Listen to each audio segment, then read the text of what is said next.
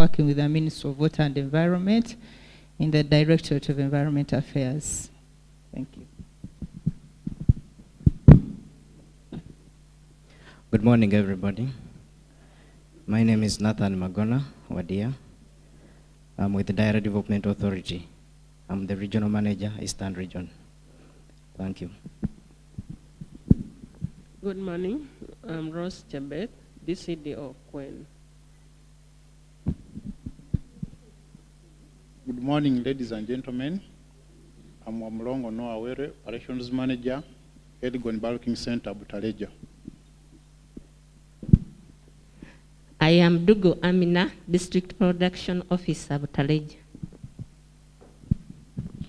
Good morning, participants. Wasiga Yub is my name, the Sector Secretary Production of Butaleja District Local Government. Good morning, everyone. My name is Annette Namugangu, the District Commercial Officer of Butaleja. You're welcome. Morning, ladies and gentlemen. I'm Were Steven, District Agriculture Officer, Butaleja. Good morning, ladies and gentlemen. I'm Charles Okello. I work with Vermipro Limited as a technical person. Chelokoi Geoffrey, the District Chairperson, Queen. Good morning, I'm Cherotin Patrick. I'm the Agriculture Officer for Ngenge Sub-County, Queen District. You are most welcome. Thank you. I'm Rainbow Patrick, R4ICSA Project Associate, Toro District. You are welcome. Good morning. My name is Albert Leñotieno. I'm an Associate Communications and Knowledge Management, Kilimo Trust. Thank you very much.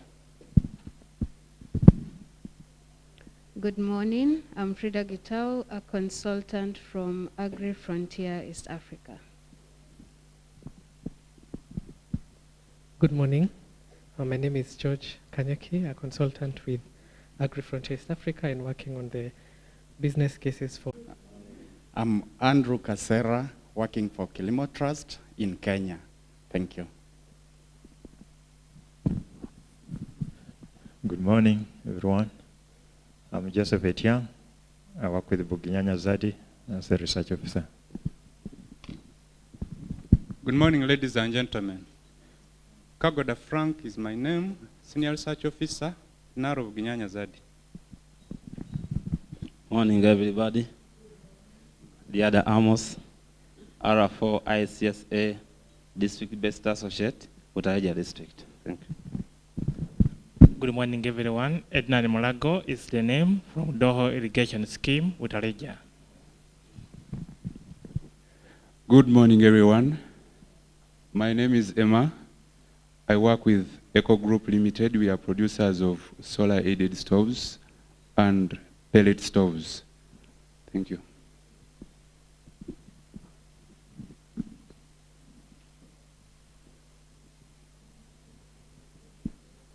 Good morning. My name is Esther Nakazi. I'm from the media. Good morning, everyone. I'm called Tumwebazika Mtima. I work with the Young Farmers Champions Network, a network of youth entrepreneurs working along the agricultural value chain. Thank you. Good morning, members. I'm called Wambede Fred. I work with Daily Monitor. Good morning. Good morning, everyone. I'm Bumba Benjamin, metal fabricator from Nyegera Agro Machinery. Good morning, everybody. I'm Nyegera Geoffrey from Nyegera Agro Machinery Limited, Mayuge.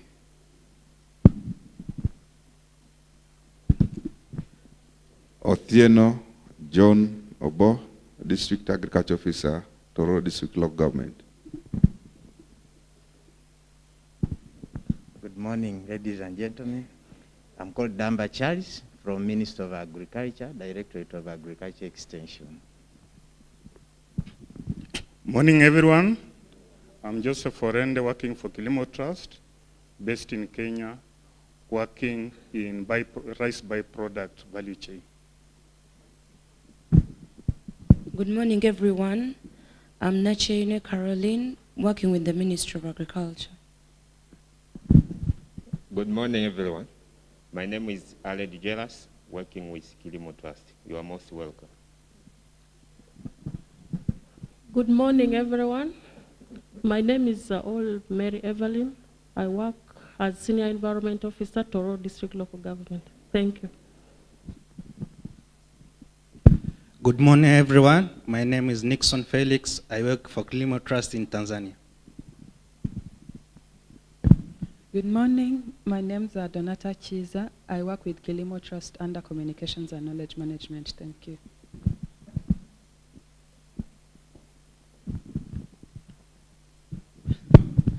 I am Odoi John, Secretary Production, Toro District.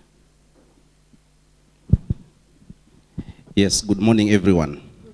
Here is Gabriel Ochieng Olengo, working for Kilimo Trust under R4ICSA program and also Carry AA program in Kenya, manning both Mwea, Ahero in Kisumu County, and also in Busia. We have one of the good farms called Bonyala. Thank you very much. Good morning. Good morning. Okay, Agnes Kirawa is my name. I'm the Executive Director for Food Rights Alliance, a policy advocacy organization championing and enabling environment for agriculture, food and nutrition security, at least starting with Uganda.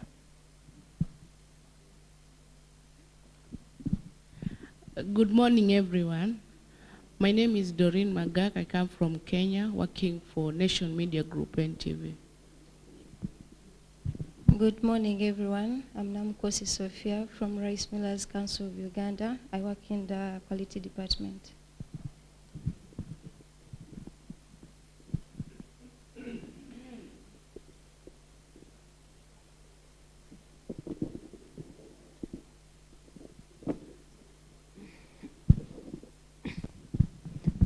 Good morning, everybody. I am Chelangat Dorcas, District Secretary for Production, Queen. Andera Bet Sheria is my name, the District Council Speaker, Toro District Local Government, standing in for the District Chairperson.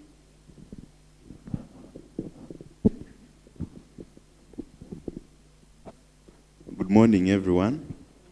My name is Ronald Onyangai. I work for the National Union of Coffee, Agribusinesses and Farm Enterprises. Thank you. Good morning, everyone. I'm by the names Moses Oburu.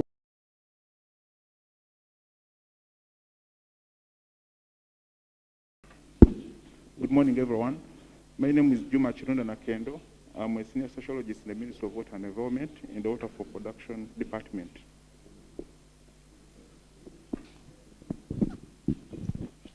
Good morning, ladies and gentlemen. My name is Rita Mwase, and I am from the consulting world.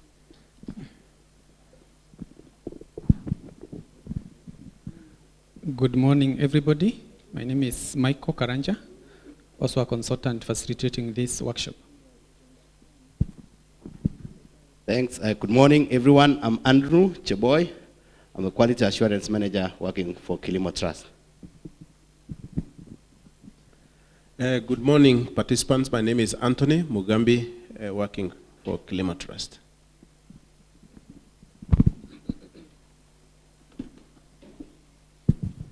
Good morning, everyone. My name is Rachel Ajambo. I am the team leader for Kilimo Trust in Uganda. You're very welcome.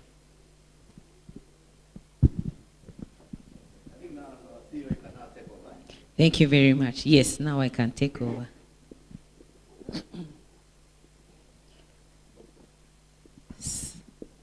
Which one do I use? This one? Okay. So good morning, everyone. Once again, distinguished guests in your different capacities. I'm glad to meet you all, and thank you very much for honoring our invitation to this learning event, which is the second in a series of events where we share our lessons learned in implementing regional programs. And just for those, we work with many of you, but for those who don't know who we are, Kilimo Trust is a regional organization that supports farmers, traders, processors, aggregators, all the value chain actors to access markets in East Africa. What we do is structure regional trade. And what the product we have is information about where the market opportunities are, what products are needed, when they are needed, and how they are needed. And we create those market linkages across the region. You have heard, we have representation from all the countries, and we have offices in all of East Africa. Our head office is in Kampala, but we have an office in Kenya, in Rwanda, in Tanzania, and we work in Burundi and South Sudan, and are looking forward to having the DRC in the EAC as well, so that we can also increase our footprint there. So we are truly an East African organization. And we are here today for the Reduce, Reuse, Recycle Rice Initiative for Climate Smart Agriculture project that is implemented in Kenya and Uganda. And we can't ignore the issue of climate change. And even though we are an organization that supports farmers to access markets, we produce for markets, we must do it in a sustainable manner. We can't ignore the issues of climate change that are a big threat to agriculture, especially in the region here, where we depend largely on rain-fed agriculture. The rising temperatures of the Earth's atmosphere impact our farmers in many ways, and we see that. We see erratic weather patterns, not just only in East Africa, but today I was also seeing how mudslides had washed off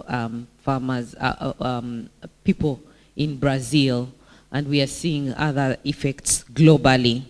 So the issue of global warming and is an issue that is amidst us, and if we don't address that issue, we will not see, or our children and their children will not find the planet that we are enjoying right now.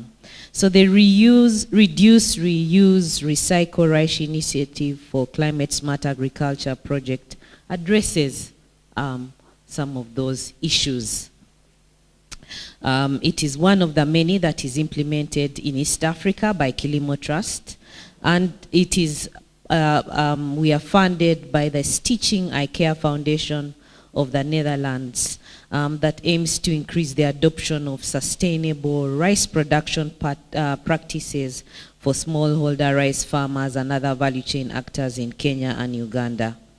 The objective of this meeting essentially is for us to share what we have learned in the past 2 years. The past 2 years have been a pilot, and the project team leader will be sharing with you what we have learned in terms of the actual deliverables. But we want to share what we have learned, reflect on what we have learned, and then see how we scale out, because we will be having a program to scale out the lessons that we have learned in Kenya and Uganda. So I'm happy to note the participation of the IKEA Foundation. I don't know whether Nico is online now, but he was supposed to be online with us.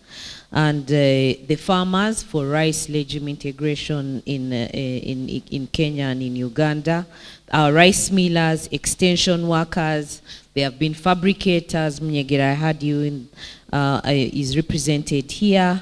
Those involved in value addition, the research institutions, the users of rice byproducts, all our partners, especially those who are using rice straws, husks, bran, our input and technology suppliers, and other civil society organizations like ourselves that are here.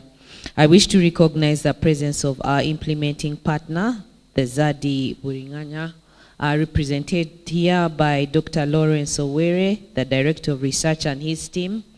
And also amidst us, we have Professor Fred Kabi, Professor Animal Nutrition at Makerere University Department of Animal Production. And we have also Dr. Kauchi Kaizi, who is a senior researcher, Soil Science, National Agricultural Research Laboratories in Kawanda. So thank you very much for finding the time to be with us.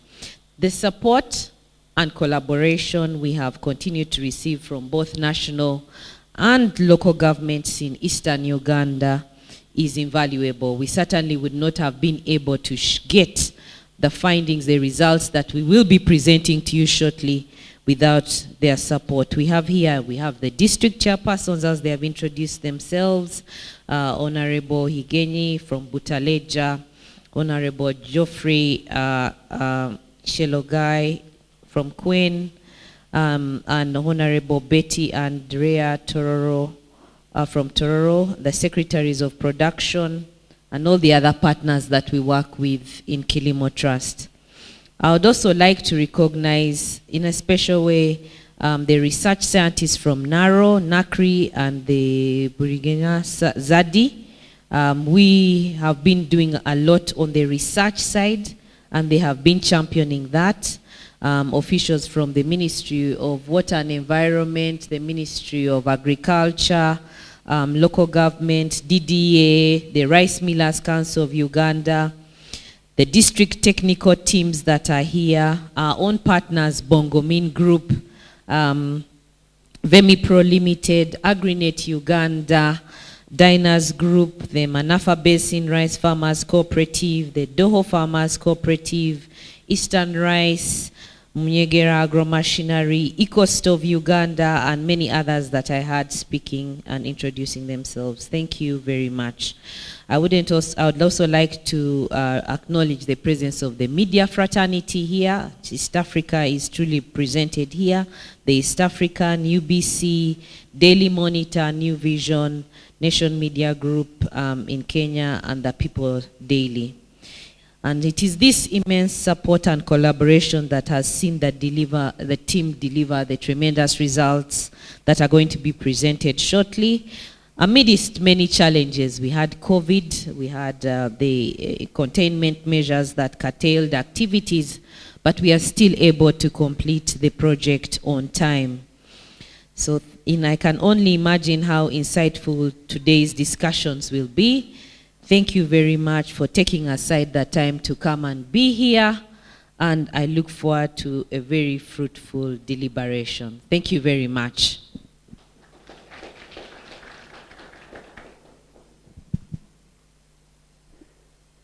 Thank you very much, Dr. Birunji. Announcements. Yes, we'll be passing across the attendance list so that all of us can sign. Then two, let's use the sanitizers in the table so that when we pass the microphones, we don't have to really sanitize our hands. Ensure that we remove whatever is there, whatever virus is in our hands, yeah? We make ourselves safe. Karibu.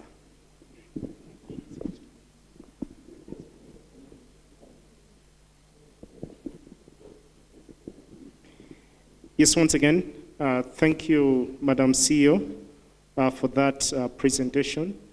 And at this point in time, we're going to be welcoming Mr. Anthony Mugambi, the project team leader, to provide an overview of the project, but also to bring us up to speed with the activities that have been going on. Some of them that have already been accomplished, some that are ongoing, and some others that we will be taking on in a short while. Mr. Anthony.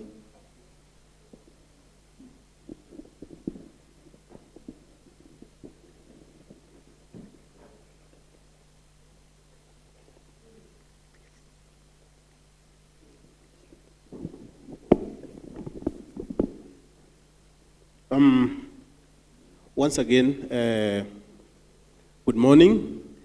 My name is Anthony Mugambi. an East African born in Kenya.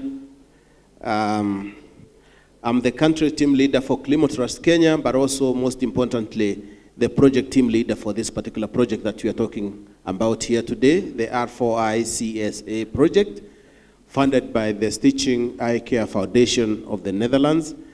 I'm very glad that we actually had almost 100% confirmation of our invitations. We are really very honored to have you here today, as our CEO has just mentioned, that you actually found it fit to grant us the 2 days that we'll be here with you, today and tomorrow. And therefore, we really don't take it for granted. I would want to really thank particularly the political representation that we have here, most of whom we've met during our field trips, because the technical and this other side complement each other very well, and I'm glad that even during our visits, we've had quite a number of them sitting in our meetings out there in the field. Feel very much appreciated.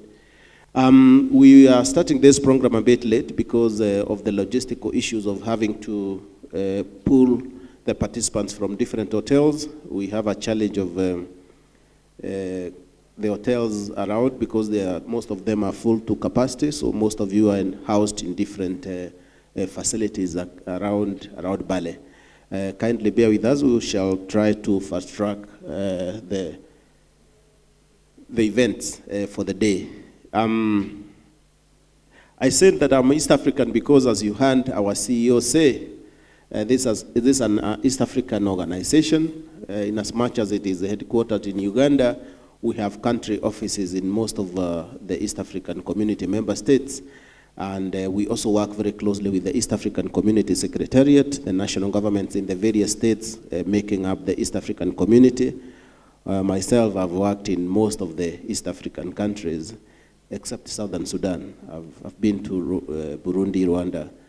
Here in Uganda, I call it the second home because I've been here I lived here for about 7 years, and therefore, for instance, our current country team leader for Kilimo Trust Uganda here, Madam Rachel, as she has introduced herself, served as the country team leader for Kilimo Trust Tanzania for close to 5 years, if not more. So therefore, that's the true spirit of East Africa, and therefore, I would want to, without further ado, take you through basically the gist of this particular meeting where we here today share with you what we set out to do from late 2020. This project started at the middle of the pandemic. We are glad we've been able to push it this far. It was a pilot program for 2 years. It will be ending towards mid this year, and we are hoping that we can upscale it and possibly outscale it to ensure that we, instead of having it in eastern Uganda alone, we are able to expand across other parts of Uganda, similarly in Kenya, and if possible, also move to at least 1 or 2 other East African countries, depending on how we agree or what we agree with the funders, but most importantly, yourselves. We would also want to hear from you whether this is a worthwhile venture, worth pursuing further. And therefore, for me, as a project team leader, I've seen quite a bit of very promising opportunities. The potential is humongous in terms of what we can do, first of all, to not just save the environment, but also increase rice production in a sustainable manner. And therefore, this project was conceived on the basis of the fact that when you look at East Africa, for instance, back in Kenya, they say if there is little maize in the country, then that's when even the government declares famine, literally. Never mind whether there is sorghum, there are other cereals, or there are other legumes, they still think that without maize, there is famine in the country. Today, this trend is changing because rice consumption is increasing at a would mean that the production and the intensity of production would also increase. You know very well that it has been documented that rice production, particularly irrigated rice, contributes immensely arguable that are intended to increase rice production to cope up with the increasing rice consumption rate, and therefore we want to tackle not just production but also handling of the rice byproducts, key of which are rice husks, because you would say, for instance, go to upland rice millers, eastern rice millers, you see huge mountains or hills of rice husks that sometimes they wonder what to do with them. At least there has been quite some steps in terms of utilizing that here in Uganda, particularly by the cement making companies. But when you go to Tanzania, it's a whole different ball game. At least in Kenya also, the consumption by the cement making companies and some enterprises that are coming up in Kenya, some of them with our support to utilize the rice husks. We've seen that trend changing a little bit. But there are still some quarters that consider rice husks a menace, particularly at the rice milling points. The second rice byproduct is rice straws that we've also noticed that sometimes it's not utilized in a sustainable manner or in a useful manner. We've encountered quite a number of farmers burning the rice straws on the farms. When this particular rice straw can be converted into very useful and commercially feasible products for use either in the farms or off farm. The third byproduct is the rice bran. Yeah, we've seen quite a bit of use of that in terms of animal feeds, but also converting it into inputs for, say, production of the black soldier fly maggots. Some of you went to, for the exchange visit in Kenya, you saw what some gentlemen are doing, and we have actually supported that particular venture to come to full utilization of their capacity. And hopefully the next time you're back there or the next time they're back here, they will tell you the story. We also have the consultants seated right there. They introduced themselves from Angry Frontier. They are agribusiness consultants that we've commissioned to put together business cases and feasibility studies and eventually business plans for particular enterprises here that are pursuing certain lines of utilization of rice byproducts. And one of them is also Mbale in terms of extraction of silica or extraction of silicon from the rice husks, because as you know, rice husks have very high percentages of silicon. We want to see whether it is commercially feasible to extract the same from the rice husks. So basically what we set out to do, the key two objectives of this particular project, one is to ensure sustainable production of rice so that in as much as we are increasing production of rice, we don't harm the environment. So we want to increase the yields of rice, increase productivity, but in a sustainable manner. But secondly, we also want to come up with empirical evidence where we are able to convince potential investors, funders, donors, financiers, because we have also these rice byproducts value chains. So we want to come up with the empirical evidence. If it is about rice legume integration, which you will see, we want to show empirically, and that is what Zardi Buginyanya, for instance, are out to do, that if you rotated your rice with a legume, you are likely and most likely to use less nitrogenous fertilizers in the subsequent seasons, and then they show us how that translates into savings or lowering of costs by the rice producers, and whether it is actually economically viable to do rice or rice legume in terms of that rotation. So those are the two key objectives of this particular project, and as I said, this project is in two countries, Kenya and Uganda. And in Kenya, we're in Kisumu, Busia, and the Kirinyaga counties in central Kenya. Here in Uganda, we're in eastern Uganda, Tororo, Kwen district, and Butaleja, particularly in those watersheds. And like I said, at the risk of to push increased adoption of sustainable rice production practices in the two countries, and from the pilot and from the learnings that we are supposed to have learned in the 2 years, then we see whether it is worthwhile proceeding. Let's go to the next that we intended to see from this particular engagement with you, particularly the beneficiaries and the partners. Increased adoption of sustainable rice production practices. We also wanted to come up with the business cases like I told you, so that we are able to see, for instance, Bongo means a wage workers model, bringing together youth to push sustainable rice production practices and good agricultural practices. Is it feasible? Then we wanted to see the adaptability and the benefits of rice legume integration, which is one of the key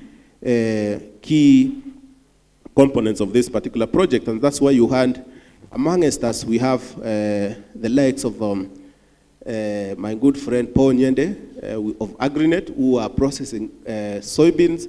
We are partnering with them so that we see whether the farmers that are producing soybeans, rotating with the rice within the rice fields in the rice production schemes, we want to ensure that the farmers have no excuse of a market, and therefore we have partners also who are assuring these farmers of the markets for what they produce in their rice legume integration program. We also want to produce knowledge products, basically evidence-based products, and that's why we are working with quite a number of researchers who will also be able to publish some of this information in reviewed papers that we should be able to generate knowledge about this particular project. And therefore, we also have, next.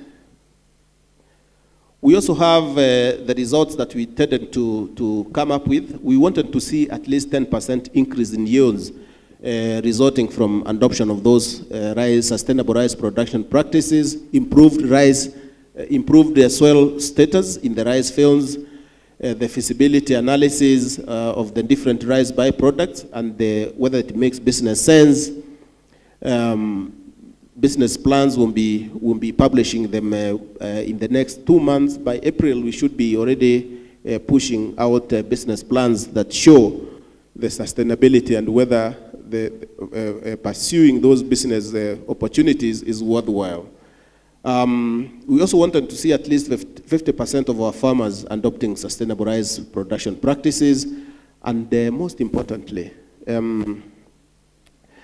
the rice legume integration program is geared towards first achieving what we call income diversification, so that farmers are not only relying on rice incomes, but also are able to rely on income from other sources within their farms.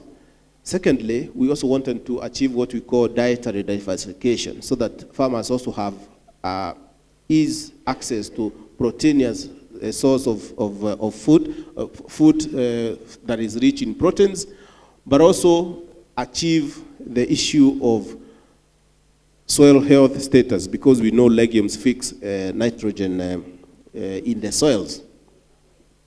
So we also wanted to see business plans developed, that I've just said, but also we are developing prototypes that will be upscaled. For instance, we have seen agripreneurs coming up with models where they are using, for instance, rice straws as substrates for mushroom production. And we are happy to note that, for instance, some of our partners have already gone to the market and actually packaged and branded mushrooms, oyster mushrooms that is produced from rice straws. So therefore, these are some of the things that some of you have seen during the exchange visits that we've been conducting, either across the region or within the different countries, the 2 countries where we're implementing this particular project. Next, Paul. So Basically, I will not talk about more about the targeted beneficiaries, because here in Uganda we are targeting about 2,000 farmers.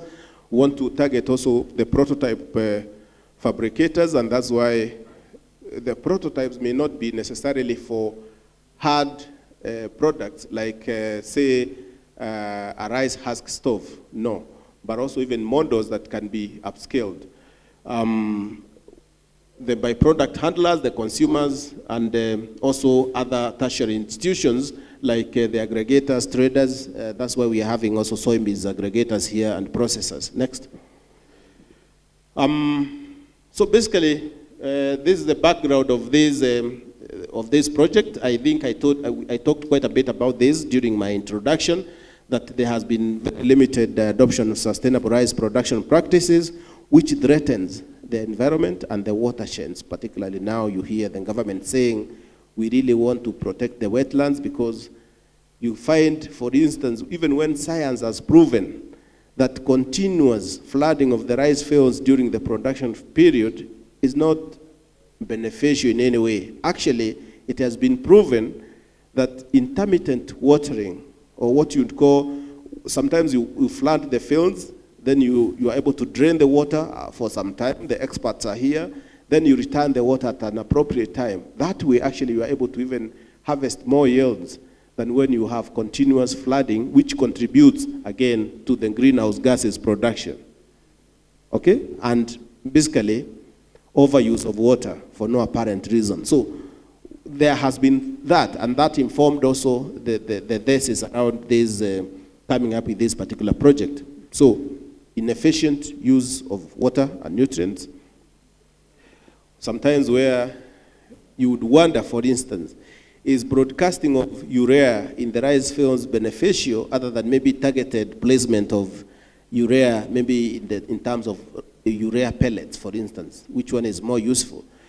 So that efficiency has been lacking, and that's why that informed also the coming up of this project. Next. So we have evidences around what we are talking about, and that's why we also have the issue of monocropping.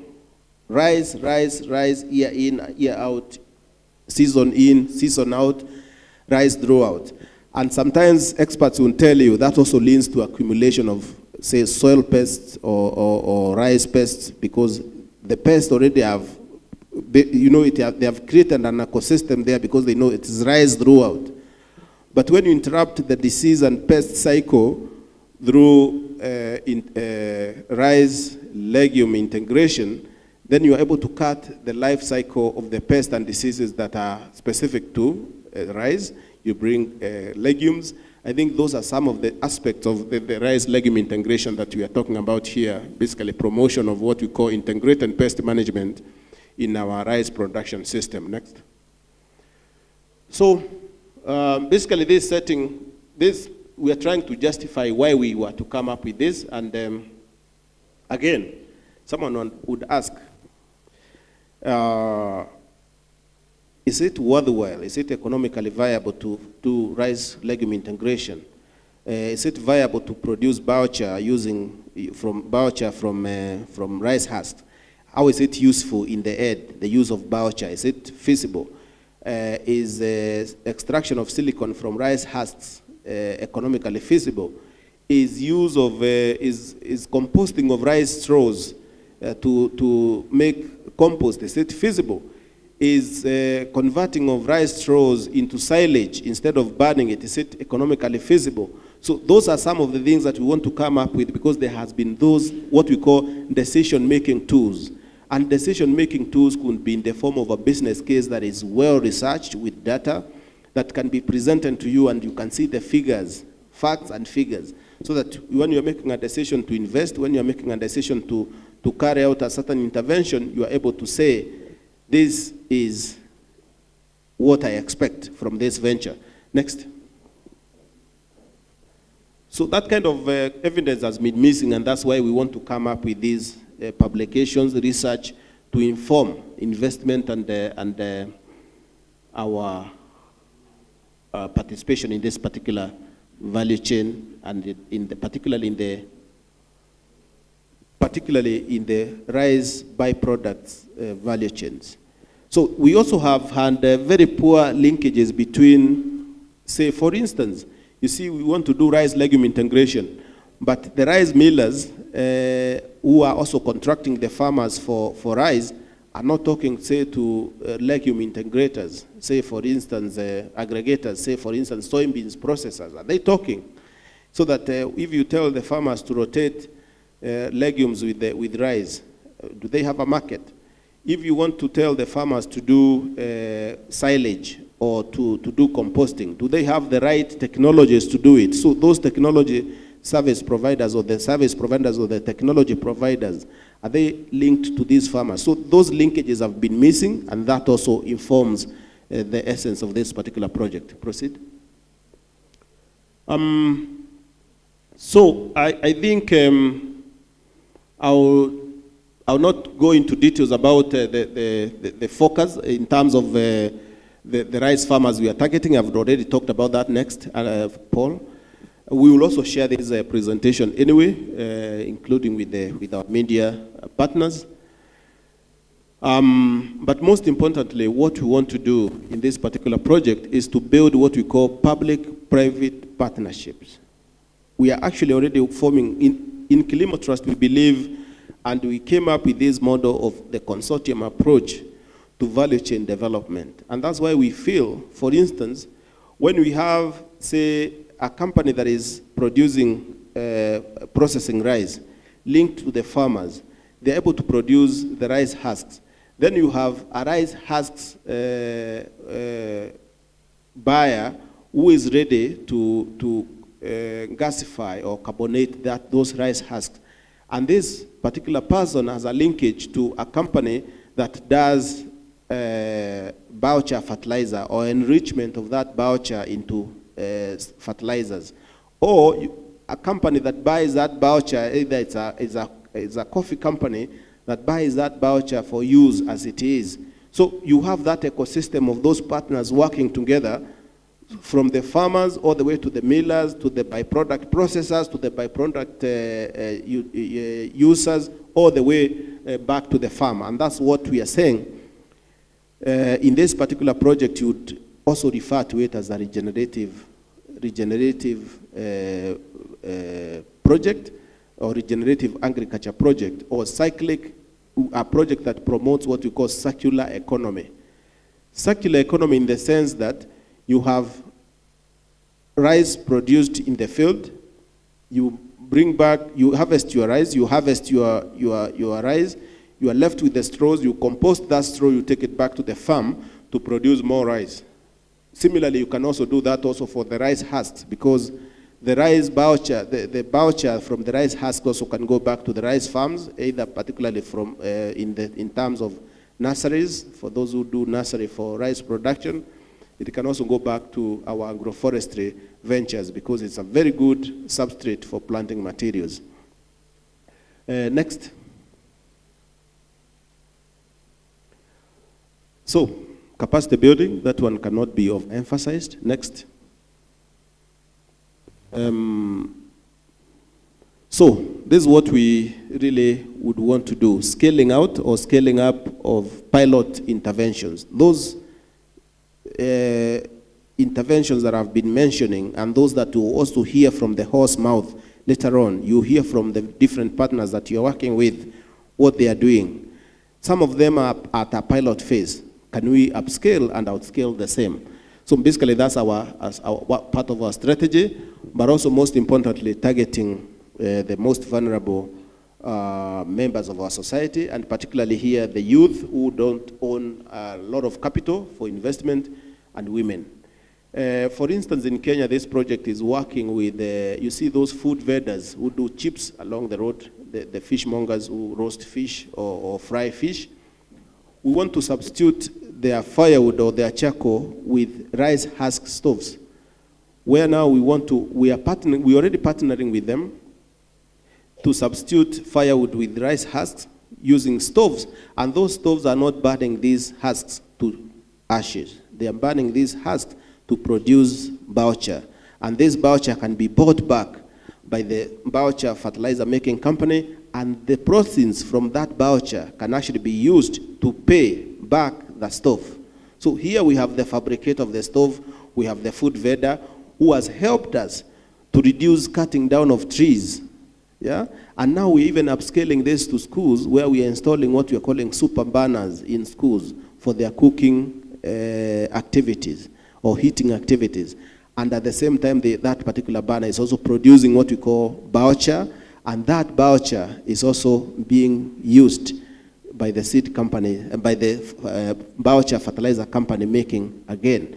So we are seeing a lot of these interlinkages, and that is helping us to really show that this is a worthwhile venture. So we are targeting those kind of people, because even the mushroom making, for instance, the black soldier fly maggot production for the animal feeds industry, the guys that are actually fronting these particular ventures are youth, and we are very glad to target them because we consider them most vulnerable within the society. Next. So here we've been able to achieve quite a number of results that we want to share with you, and some of them actually you will hear from some of the partners that we are working with, some of them, most of them in the private sector. You hear from them what we've achieved with them, but these are some of the, basically the key results that we are able to share with you. The number of farmers that we have trained so far, while we are targeted about 2,000 farmers here in Uganda, we've been able to attain over 3,800 through partnerships with the public sector institutions like the Bugi Nyanya Zardi, the Bogomin Group, and other partners that you're working with. We've been able to have, to attain at least 2,500 farmers who are actually already practicing sustainable rice production practices. Say, for instance, through rice legume integration. Say, for instance, intermittent irrigation of their rice fields instead of continuous flooding, and several other practices like that. And we have already put over 1,000 acres under that particular program of sustainable rice production practices. And we have at least 417 farmers trained on rice legume integration, the benefits, and we are talking about here in Uganda, not Uganda and Kenya. We have had already 131 farmers who have adopted rice legume integration. We are talking about this season farmers who have already planted legumes after they've put out